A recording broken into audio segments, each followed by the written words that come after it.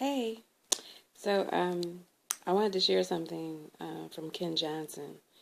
Ken Johnson is the pastor or chaplain for the Indianapolis Colts, and you might see him on my page on Facebook. But I'm taping this because he has some really good insights. He came to our church at Transformation Greenwood, probably, oh gosh, I don't know when it was. It might have been about sometime last year in 2013.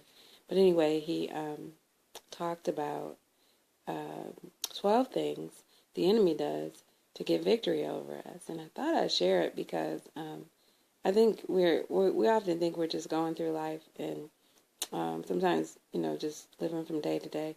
But there is another force sometimes that interrupts us and puts us off track and distracts us. So I want, I like what he said, and he had like 12 things that the enemy does to get victory over us or distract us in our lives. So I'm going to share it. One is he keeps us busy with non-essentials. And basically, I mean, that could be just about anything. We all know. It could be things like Facebook, Twitter. It could be watching TV. It could be, just talking to people on the phone all the time instead of taking care of our own business. But those are a couple of examples of mine. And then two, he tempts us to overspend. So we get in debt. That tends to take a lot of preoccupation in our life. And we don't do things, or we're limited to travel, to fly and enjoy ourselves, or to walk out our visions or dreams because of debt. So it's real.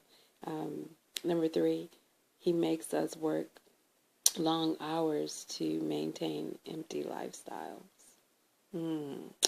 Wow. Talk about workaholics, huh? Yeah.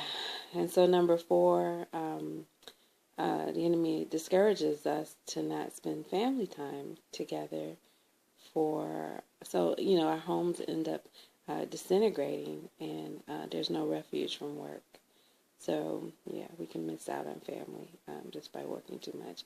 I was just watching on TV today that a man has murdered his girlfriend, and he's blaming his mother, and so therefore he's trying to have that be his cause for defense for killing his girlfriend because his mom left him at age of 10. Okay. And I'm not saying that I'm a therapist, so mental illness is true. I mean, it's real. But that's just the effect sometimes that comes out of discouraging, when families don't spend time together. I mean, can you believe not spending time with your child might lead to something like that? I'm not saying that the man had to go murder somebody, but oh my goodness, neglect goes a long, long way, and there's a lot of pain involved. So number five, the enemy overstimulates our minds, so we can't hear God speaking to us. Gosh, I know I get overstimulated sometimes. The TV can be on too long at night, and I will not have a good rest. I'll have sleep, and I'll fall asleep to it or whatever, and I keep it on all night. But when I wake up in the morning, my head is all cloudy. I don't like that.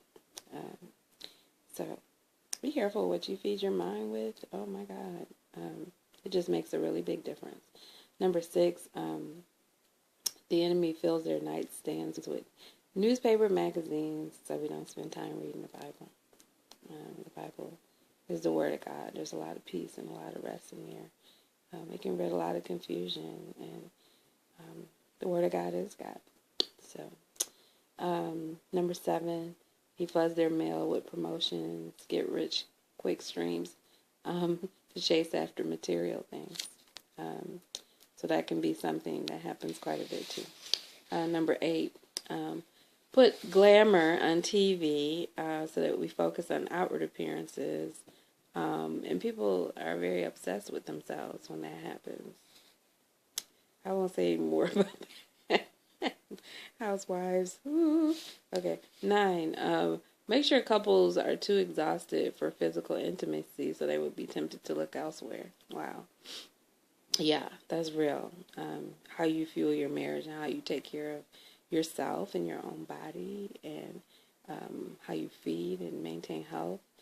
Feed yourself and maintain health is all pivotal to keeping your sweetie pie. Number 10,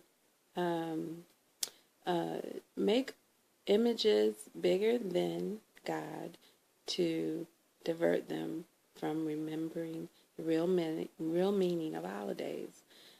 So when we spend time together with our families, not really spending the holiday season for what it is and the worth that is involved, in terms of Christmas and the real meaning of Christmas, and having a sacred Christmas, an intimate Christmas versus a commercial Christmas, that's real.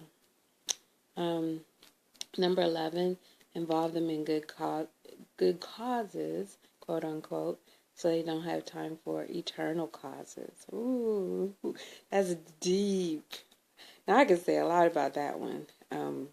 Wow, eternal causes. What's an eternal cause? I could blog about that. I mean, literally the things that give us life as we involve our passion in it, and how we work in our passion and all that good stuff. It's just so good. I can go on and on, but I won't, because I want this video to be short. But I might come back and talk about eternal causes. And then number 12, make them self-satisfied. Keep them busy so they will never know the joy of God's power working through them. Ouch. God has so much in store for us, man, and we just have to stay alert so that we can catch a glimpse of what He's working on.